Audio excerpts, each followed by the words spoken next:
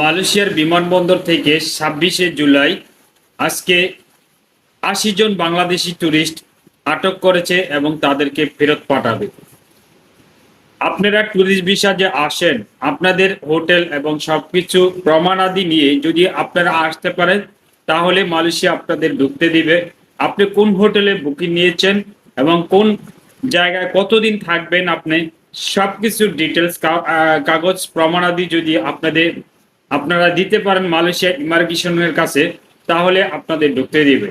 আর এতজন ট্যুরিস্ট একসাথে কোনো দেশ থেকে আসে না। গত ২৪শে জুলাই ১৯৮ জনের ভিতরে তার ভিতরে রয়েছে ১২৩ জনই বাংলাদেশি।